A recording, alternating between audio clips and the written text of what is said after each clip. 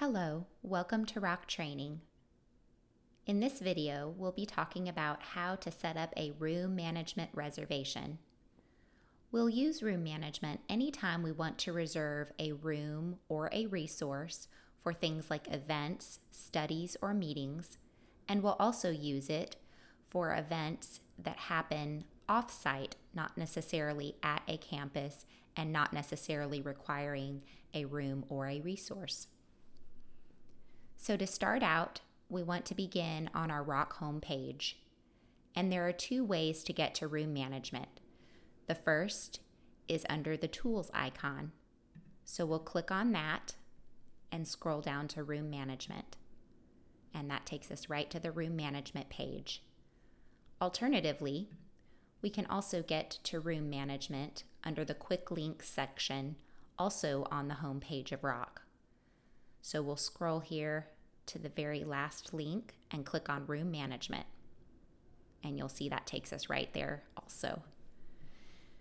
So we want to start by making a new reservation. Let's click on new reservation. And we want to start by entering our reservation name. So I'm going to put in a Rock training that will be coming up in the next few weeks. And we have a naming convention that should be used for any reservations that are put into room management. That naming convention is the name of the event, space, dash, space, and then the 3-letter campus code. So for South OP, that code is SOP. For North OP, the code is NOP. For Olathe, it's OLA. And for online, it's ONL. Another thing to note about naming your reservation is if the reservation is for an event that is planned at the campus support level, we want to put CS before the name of our reservation. This would be something like Explore. But for my reservation, I'm not going to put CS on there, so we'll take that out.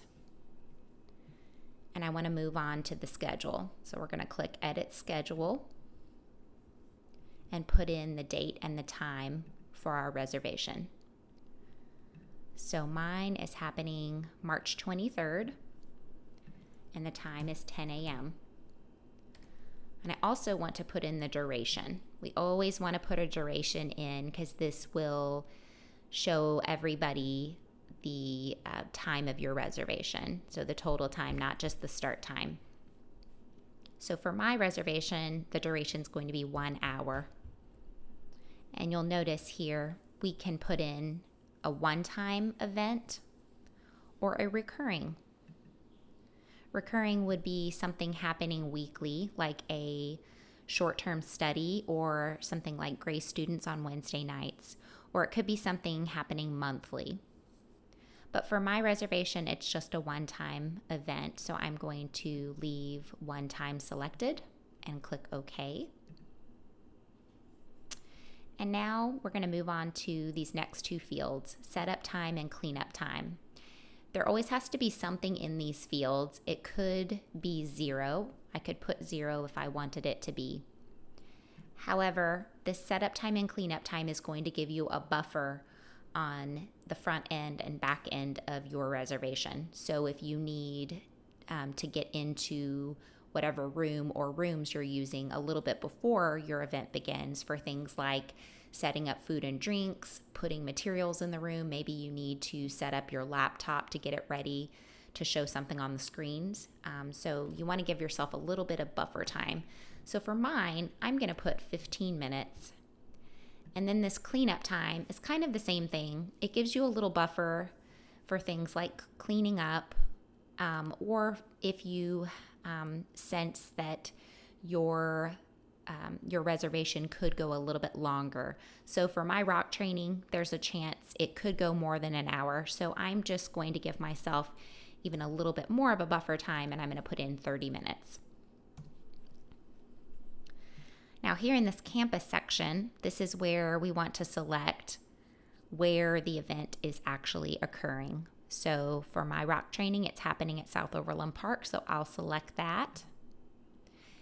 And then for the ministry, we want to select the ministry that is actually planning the event. So for my rock training, it's going to fall under operations since IT falls under operations. If this were a CS event, as I had mentioned earlier in the reservation name, if we had CS at the beginning of our reservation name, we would want to select the Ministry of Campus Support. This is really important because we'll be able to filter the room management calendar by campus support events. And this will be explained in another training, but for calendaring purposes, it's especially important to select that campus support ministry if your reservation does fall under a campus support event. But for mine, I'm going to leave operations selected.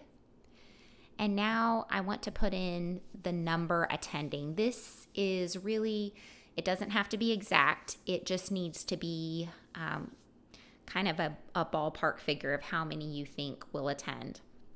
Now we have a lot of people on staff, over 50 people. However, I don't anticipate all staff will be attending this next training. So I'm in a ballpark at 40 people. So I'm going to put in 40. And now we're going to scroll down the page a little bit.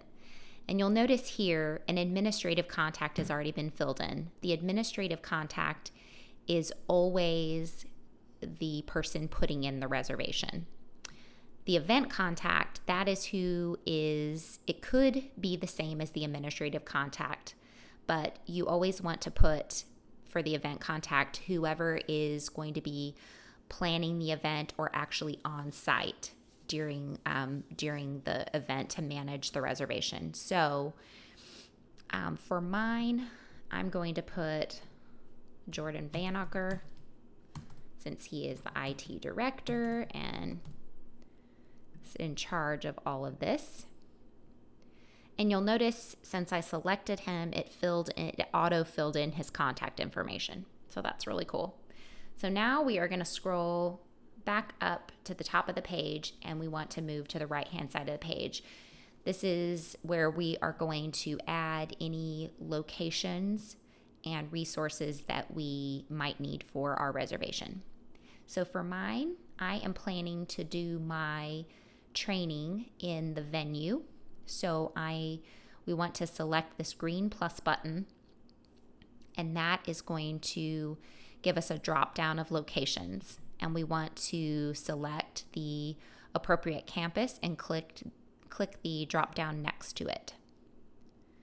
So here, anything that's in green is available to reserve. Anything that is in red means it is already reserved for something else. So I'm going to scroll down and find venue, and it's green, so that means it's available. And you'll notice once I select venue, it's going to give me some layout options. For mine, so standard layout for the venue is going to be theater style, which is chairs only. For my training, I think it would be nice to have some tables and chairs. So I'm going to go ahead and select the layout of tables and chairs, round tables and chairs. And then I'm going to click save. Something that is pretty cool to note is when you're still in that window, so I'm going to go back to it. I'm going to act like I'm going to add another resource, or another location rather. You can, if I were to select a couple more rooms, so say I wanted to add 20 and 22. I've got 20 already. And instead of clicking save, which is going to take me back to my reservation page, I'm going to click save, then add, and it keeps this window open to allow me to add more locations. But I'm going to cancel out of this, and I'm going to delete room 20 because I don't actually need it for my reservation.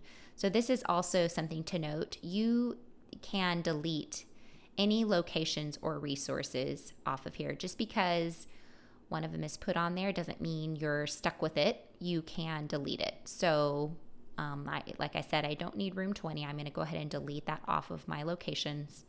And so now I just have the venue, which is perfect. That's exactly what I want. And you'll notice here under the resources section that it has automatically loaded the resources of audiovisual and facility team room setup. And that is because I have those resources attached to the location of the venue. So we assume most of the time, anytime somebody is going to reserve a room like the venue, they are probably going to have some type of audiovisual needs and might need facility team room setup also. So for my reservation, I actually do need both of those resources. So I want to leave both of them on there. And I also, since I selected the layout of round tables and chairs, I also need to add a new resource. I need to add tables and chairs. So I'm going to come under here and I want to add round tables.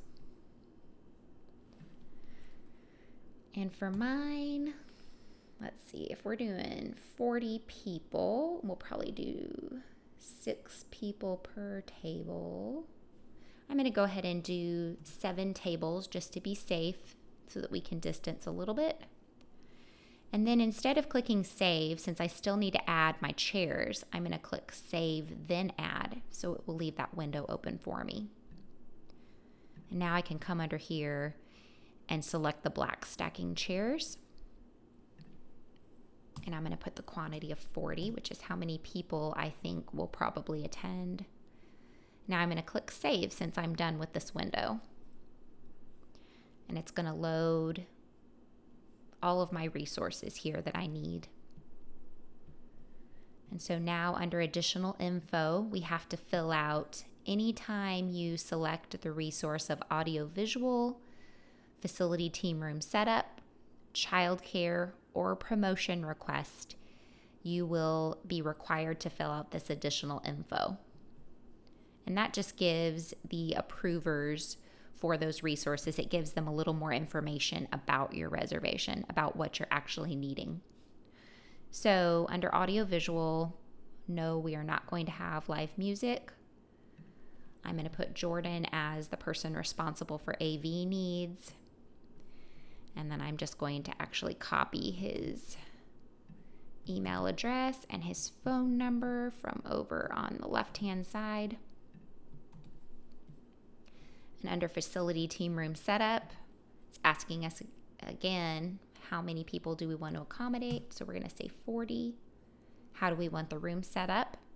Even though I already selected the layout for the venue, this just helps the facility team verify that this is actually the setup that you're wanting. So I'm going to select round tables and chairs. And under special instructions, I'm going to say, please set up 7 round tables with 6 chairs around each table. Okay. And now that I'm going to double check and make sure I have all of the locations and resources that I want for my for my reservation. And then I'm going to click the blue save button. Now, once you hit save, I want you to notice what happens.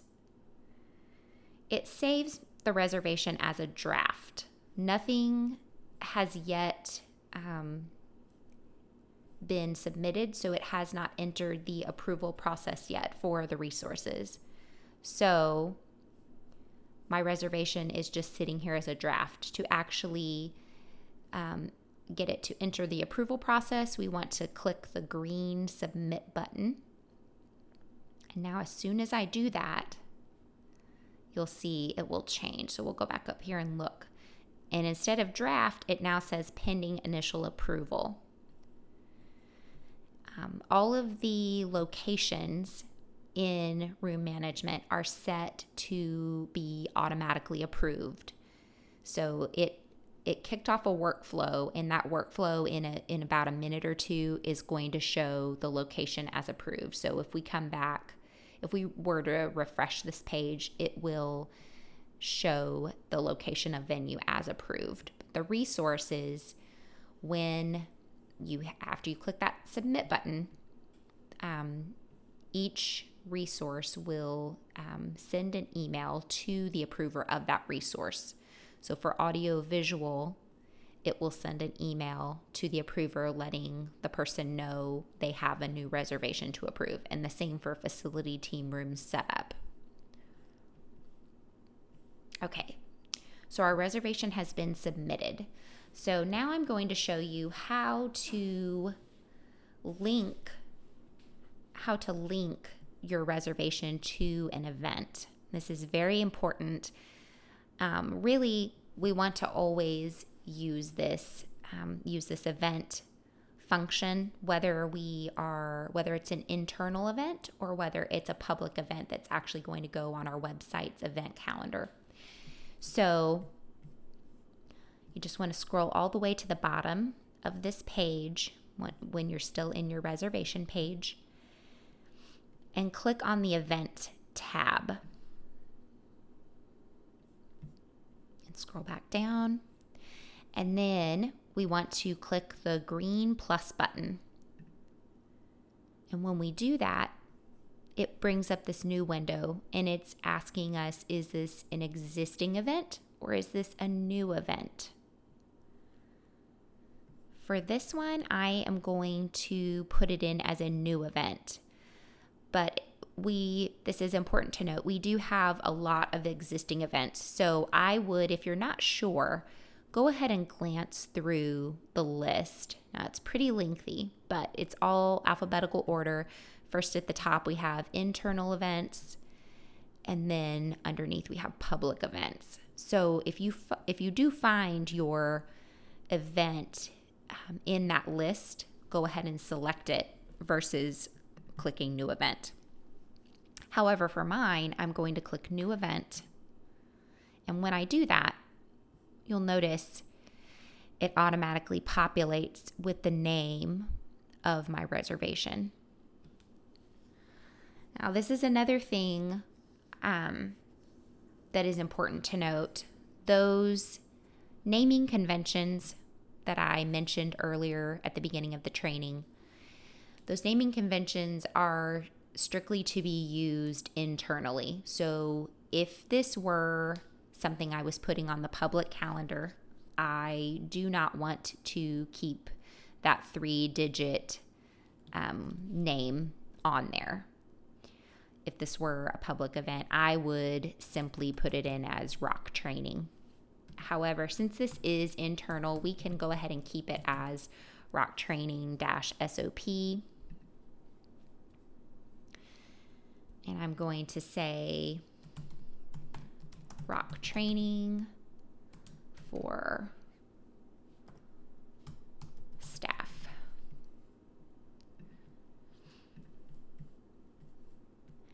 Another important thing to note is if this is a public event, we always want to have a summary and also a description.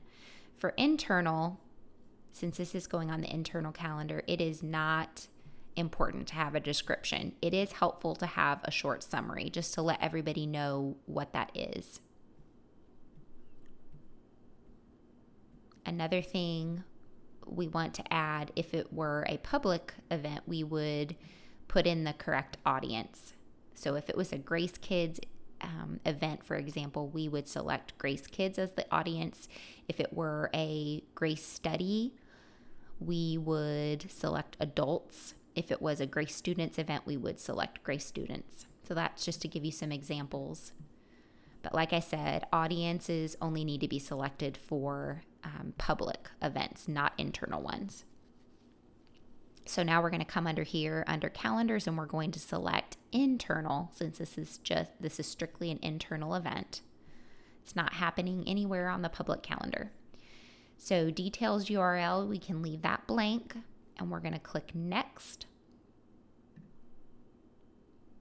And location description, that is optional, but it is very helpful to have sometimes. And you would just simply put the room where your event is happening. So I'm just going to say the venue, and you can see it's already populated my schedule which is March 23rd at 10 a.m. Now I'm going to click next. And this is just asking me to confirm that an event occurrence will be created for the new Rock Training-SOP. So now I'm going to click finish, and it gives me a confirmation that the reservation event linkage is finished. If this were a public event, I want to show you this really quickly. We would want to take a further step, which is click on View Event Occurrence. And this is going to take us to our event occurrence, where we will want to edit and then take out the phone number. Since this is an internal event, I'm going to leave the phone number on there. But if this were a public event, you definitely want to take the phone number off, because otherwise it will display the phone number underneath the event contact name on our public website. And we generally don't want to have phone numbers on there unless it's the phone number of the church. So we don't want to have somebody's personal cell phone number on there. But since this is an internal event, we will leave that on there. If you had previously set up registration for your event, this is where you would link it within this edit event current occurrence window. And you would just select use existing registration instance. And then you can select your template that was set up and your instance, and then the group that was set up. And all of that is going to be covered in another training, though, that goes beyond the scope of this training. So for this, we can just click save. And now it shows here our reservation that is linked to the event occurrence. And it's still saying pending special approval. If we click here, this will take us back to our reservation. And we can just check on the status of it. So it's still pending special approval because we still have the resources of audiovisual and facility team rooms set up that have not yet been approved. We're going to click back on this room management link, and this is going to take us to the home page of room management. And this just gives you, I want to show you quickly how I mentioned earlier in this video, how we could filter by not only campus, but also ministry. So I want to show you how that works. If we wanted to filter only by things happening at North Overland Park in January, let's go to February. January has already passed. So if we want this calendar to show us only the things happening at North Overland Park in February, we're going to click North Overland Park. And then you'll see a lot of reservations just disappeared because now it's only showing us things that are happening at North Overland Park. But I'm going to unselect. We're going to go back. Sometimes we have to refresh it. It looks like it went back to everything. So now that I have all campuses back on one calendar, I want to show you how we would filter by ministry. So I'm going to select Grace Kids. Now I haven't filtered by campus, so this is going to show me all Grace Kids reservations happening at all campuses. So let's just see what that gives us. So you can see we have a number of events. We've got G56 class happening. We've got New Believers class happening. We've got a bunch of things going on. So I also want to show you really quickly, we're going to unselect Grace Kids, and I want to show you how that campus support filter would work. So we're going to click on campus support.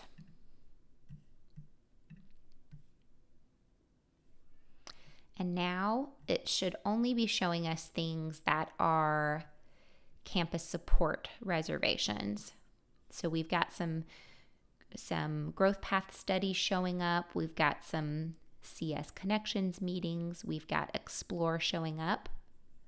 So that's perfect. So this now concludes the room management training. Thanks for joining me.